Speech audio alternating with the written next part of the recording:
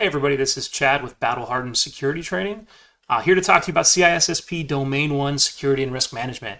So one of the things I'll say when I was going through my CISSP training was that there was a lot of content out there that went heavily into the technical aspects, but it didn't get too much into thinking like a manager, right? It didn't get too much into how would you actually apply this in your day-to-day life, how would you actually use this in your industry, and then how would you do, the items that it discusses if you were actually in charge, right? And so when I took my CISSP exam, I found that a significant amount of the material and the questions that I was asked were heavily involved around actually thinking like a manager, right? So you would have 2 correct answers, you'd have 2 wrong answers, you'd have 2 answers that were better than 2 of the answers that may have been, still okay, but not as great.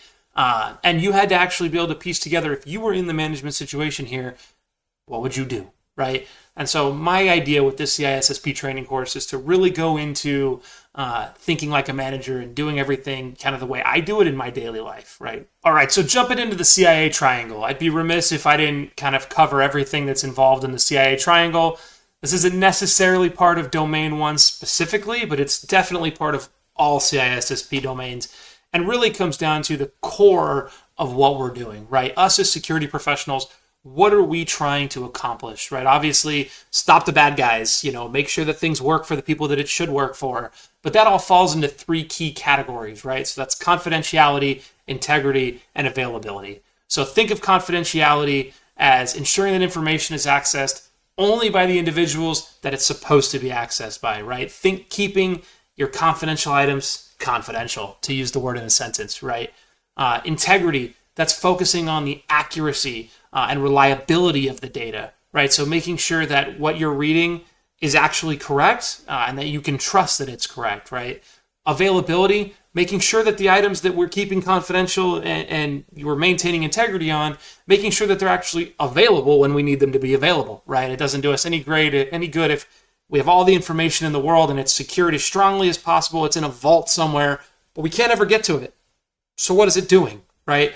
When I go through everything I think of and from a security standpoint, one of my key categories that I kind of keep in my head is follow the data, right? So data is a key aspect of this. Data, systems, all of those kind of key components. So when we're thinking about integrity, availability, confidentiality, right, all of these items that are covered in the CIA triangle, as we're going through this section, keep that in mind. All right, so what is security and risk management? So foundational concepts and principles are really relating to kind of the items here. So that's organizational buy-in, and these are the items we're going to go through in a little bit more detail, right? So organizational buy-in in training, incredibly important piece. A lot of people don't think that organizational buy-in is as important as it is, but as you'll see when we get into that subject, it is an incredibly important piece of everything that we're going to talk about today. Policies, standards, procedures, what are they? What's the difference? When do you use them? Why do they matter? Right, risk management, threat modeling. How do you know what your risks are? We're going to talk about that. Business continuity, right? Making sure that we keep continuity across your different critical applications. How do we understand what is a critical application, etc. Legal, compliance, and ethics. No one's expecting you to be a lawyer, right, for CISSP, but you should know the difference between those 3 pieces. You should understand when you need to call the lawyer, right? When should you bring in general counsel? What is going to be required of you as a security professional?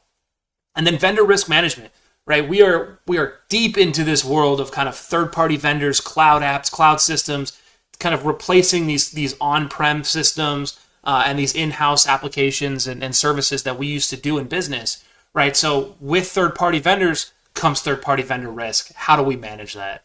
Organizational buy-in. What is it? Why does it matter? Who cares, right? So education and training, making sure that we are continuing to educate not only our staff, but our key leaders, our key leadership personnel, the people involved with kind of our business continuity planning committee, our incident response team, making sure that they're going through targeted training that's specific to them, right? That's all involved in organizational buy-in. Making sure that our communication is spot on. We should have communication in our incident response policy and procedures. We should have communication, kind of a standardized template of communication that we can send out. We should have call trees, things like that allow us to communicate effectively and efficiently within our organization. Structure, right? So when we talk about structure, if you have a security person, someone who's kind of the CISO of your organization, hopefully you guys, right, watching this video, That's what you're striving to become. I know I am, right? As we talk about structure, it's very important that the CISO is not somebody who kind of reports to a CTO or a COO, or is kind of that role is being facilitated by somebody down the chain, right? A CISO or somebody who kind of fills that role should report directly to the board or the CEO or kind of the leadership team, right? Their word should carry the same word as a CTO or a COO. You don't want the word of the CISO to be kind of lost behind those other kind of leadership personnel, to where, inherently a CTO is going to be kind of focused on keeping the overall technical structure in place, making sure that the organization's technical structure is supporting operational needs, right? The COO is going to be focused on kind of revenue generation and how does the operational structure keep revenue flow going. The CISO should keep all of those things in mind, but should not be overshadowed by any of those pieces. Proper resource allocation, right? This all kind of ties together with organizational buy-in, making sure that we have the security personnel, the security tools. If we are compliance regulated, if we're regulated by any type of compliance, measures, that we're calculating those and we're understanding what's required of our organization, right? How do we maintain best practices? Documentation and planning. We're going to talk a lot about how we document in a policy and procedural standpoint, but from a planning perspective, is cyber part of your budget, right? Is security something that you're calculating every year, year over year? Are you tracking your risks and making sure that you're budgeting, improving on those, right? And then overall measurement and metrics. What doesn't get measured does not get improved, right? Plain and simple.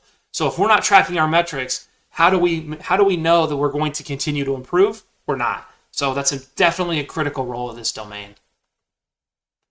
So policy, standards, and procedures. What's the difference, right? So policies are general management statements. So this is things like your information security policy, right? Hey, this is a general structure of how we've laid out our security program. It does not incorporate things like we use AES 256-bit encryption, blah, blah, blah, blah, blah, right? It's going to get into, we encrypt data in transit, we encrypt data at rest. We have a password policy. We've got, MFA in place, but we're not going to talk about using Duo versus Authenticator versus this, that, and the other thing, right? Standards are specific and mandatory controls, right? So whereas policies are general and they are also mandatory, standards get a little bit more specific, right? So we can talk about how we have standards in place and this is what we expect you to do within those standards, and this is how we're structured. And procedures also required step by step. So back in the military, we used to talk with procedures, we would talk circle X, right? So you had to circle something that you were currently working on. If you were partially through, you put one line. If you were done, you put the other line. You moved on to the next one, right? Procedures are definitely structured in the same way and really keep that same mindset going through.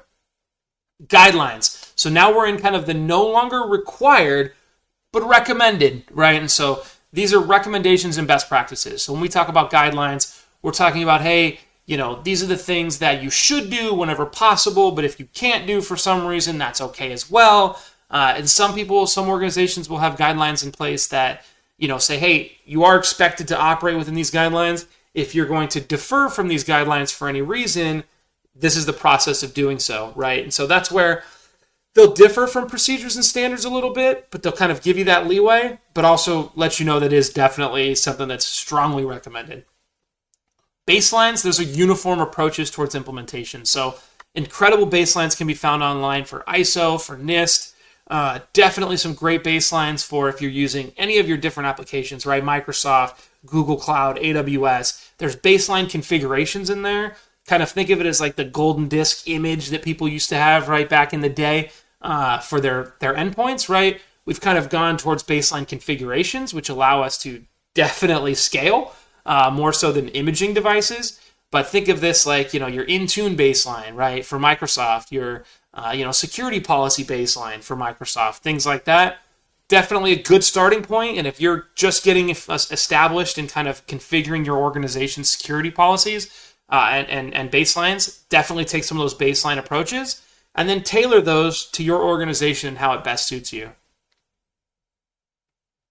Risk management, threat modeling. So understanding your environment and your operating profile, right? You guys can obviously read the items on the screen, but when I talk about risk management and threat modeling, I'm going to give a specific example, but I really want you guys to understand that vulnerability plus threat equals risk. So you can attack risk through either attacking the vulnerability itself, think patching, group policy, things like that eliminate the vulnerability. You can also remove the threat or try to limit the threat.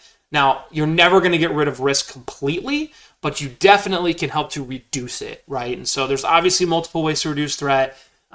People talk about obviously compensating controls and things like that you can do to reduce risk. You can also transfer risk, right? So if you have a business continuity risk of one of your critical applications being available to your organization, you can establish SLAs with that vendor and helping to transfer that risk to the vendor. You can also transfer risk to a cyber insurance company, right? So cyber insurance is a great way to transfer risk to that cyber insurance provider. Although, I don't think that cyber insurance, although it is an incredible tool and should absolutely be in place from financial coverage and as far as bringing in additional resources, right? Great tool. Not always the best tool for brand reputation, right? Kind of cyber insurance, just like car insurance. You've already totaled your car.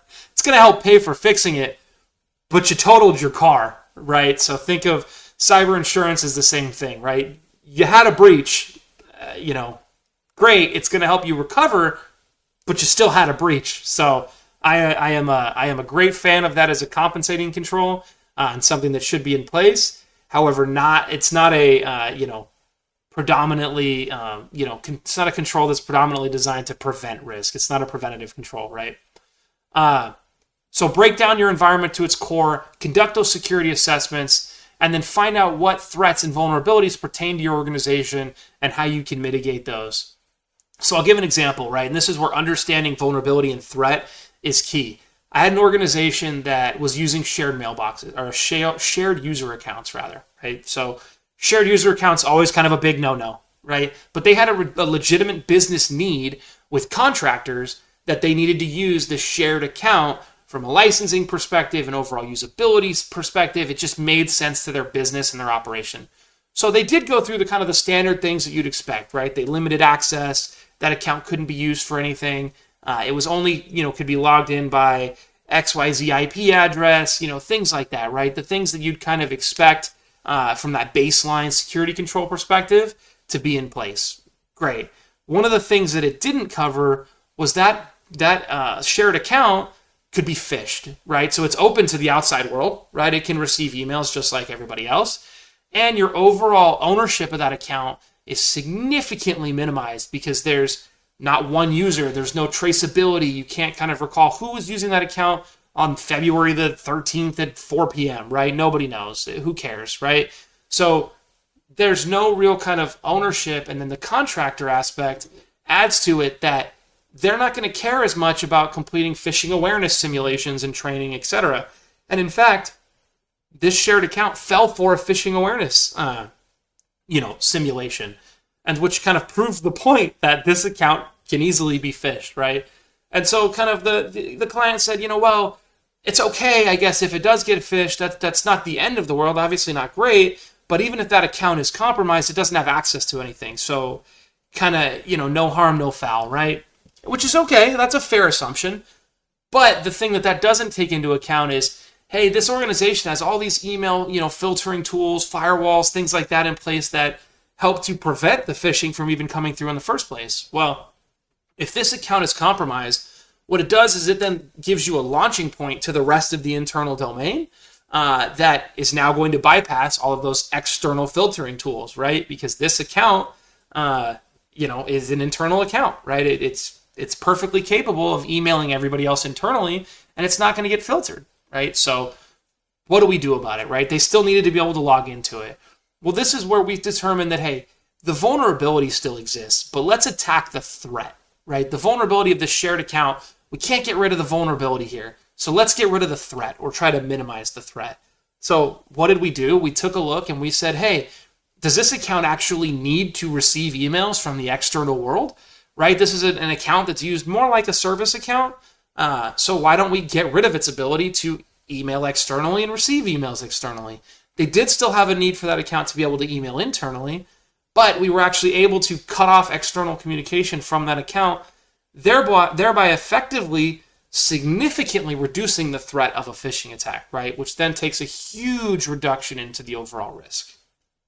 Just goes to show there's kind of multiple ways to skin the cat here, and multiple things that we can be considering. How do you maintain business continuity? So really what business continuity is it's saying that, hey, in the event of an impact, how are we going to continue operations, right? How can we make sure that our overall operational strategy allows us to kind of maintain functionality in the event of something going wrong? So this is where organization regulations like DORA in the EU, which is a Digital Operations Resiliency Act, I believe, it's all focused on kind of maintaining that continuity throughout the organization's operational phase, right? So it's not necessarily about preventing attack, but it's more so in terms of how are you reducing the impact, and how are you going to maintain operations in the event of, right? So this in turn comes to backups, recovery, retention. What is your recovery plan? Hot storage, cold storage, right? But I see, CISSP admittedly focuses a lot on kind of data centers and hot, warm, cold storage, right? Things like that. The real world, at least over here where I am, is significantly more cloud and a lot less data center. And so we talk about resiliency and operations kind of a little bit differently. So this is where we talk about having, cloud native applications that are being backed up and restored, testing our restoration, right? Making sure that it makes sense. Going through things like tabletop exercises, right? Testing, kind of maintaining and measuring the data inputs. If we go through a tabletop exercise from an incident response standpoint, that's also going to test our business continuity and maintaining operations during the incident, right? And then overall kind of everything reiterates, right? And making sure that we're constantly improving, right? Having those, we talked about policies and procedures a little bit earlier, having that business continuity plan in place, having some of those items in place to help us kind of continue operations in the event of. So legal compliance and ethics, right? So ignorance is not bliss, right? We can't sit here and say, hey, well, I'm not a lawyer, so not my shit, not my problem, right? Failing to act is acting to fail, right? So now that, I've kind of get the little one-liners out of the way, ISC squared code of ethics is incredibly important, right? So know the ISC squared code of ethics, know what's required of you, understand your organization's requirements, right? So if I were to tell you what to do to pass the CISSP, go study the ISC squared code of ethics, understand the difference between compliance and ethical responsibility, and then to you to operate inside of your normal kind of day-to-day life, know your organization structure for legal matters and know when to bring people in, right? So if I get a compliance question, and I think I know the answer, but I'm speaking on behalf of my organization to my clients, right? So I should check with our compliance officer or our compliance team, or if I get a question that borders on compliance and responsibility and legality, who do I go to, right? Do I bring in general counsel? Things like that. So when you talk compliance, right, legal compliance talks about acting in accordance with the laws of the organization or the company or the regulators, etc. It's proactive in nature, and think about it in terms of it's following the rules, following the law. There's no real gray area there. It's kind of black and white. Ethical responsibility can sometimes be in outside of legal compliance. It can sometimes be in direct opposition to legal compliance, right? So ethical responsibility is really in that gray area. It's doing what's right even when you don't know what's right. This is where you get into kind of the white hat, black hat, gray hat, right? Who are the bad guys? Who are the good guys? Who kind of totes the line somewhere in the middle? So everything kind of critical importance for not only CISSP, but for your organizational operations. So, and lastly here, I've got vendor risk management. So vendor risk management. So I really like this graph here. This really does do a great job of kind of talking about the overall stages of third-party vendor risk.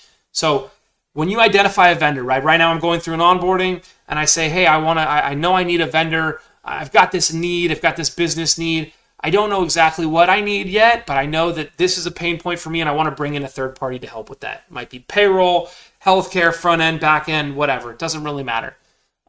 Let's say we're going through kind of a ticketing system changeover, and we know that we need a ticketing system to handle our internal IT requests. Things are getting lost in people's mailboxes, etc. What do we do, right?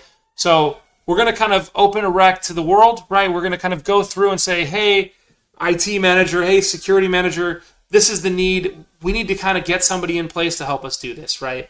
So we're going to go through that evaluation and selection process. We're going to evaluate different vendors. determine what meets our needs, and overall we're going to select one based off of kind of what's going to help us from an operational perspective meet our needs. We're then going to go through due diligence, right? So vendor due diligence, critical piece here, right? Vendor due diligence, we're going to understand what are the risks that this vendor brings to the table based off of their level of access, based off of everything that they're doing for us, and how do we mitigate risk, right? So which takes us directly into the risk mitigation phase. So here we're talking about actually mitigating the risk. That can be transferring the risk back to the vendor. That can be cyber insurance. That can be reducing the vendor's access to our systems. And overall, kind of how do we kind of mitigate the risk that that vendor brings to the table.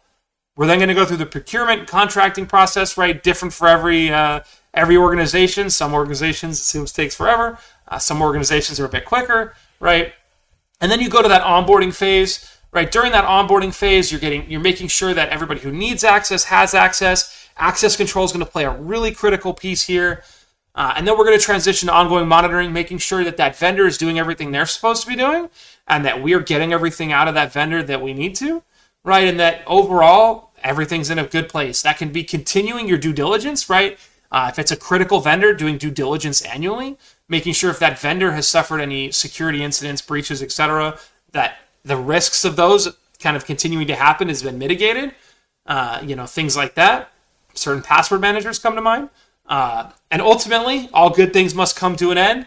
So there's a well-defined offboarding process, right? We have to ensure that all of our data is removed from the vendor, right? They have data retention policies in place. So how long are they retaining our data in their backups, right? Things like that. And how long are we at risk of a breach from that vendor having an impact on us even after they've been offboarded? I see this in terms of shadow IT for POCs of different vendors, where different teams will spin up new vendors, they'll do a POC, they'll put some organizational data in, and then it won't work out and they'll just leave it, right? You need to understand that that still needs to go through an offboarding. And that's really it for me today. I hope you guys got some value out of this. I hope the audio quality is decent, right? I got a new mic, got a new camera. Hopefully this is a decent structure. If you guys like this, I'm going to do the rest of the series on CISSP. I'll probably do CISO. I'll probably do some kind of HIPAA training, talk about high trust, talk about the SEC and some of those regulations.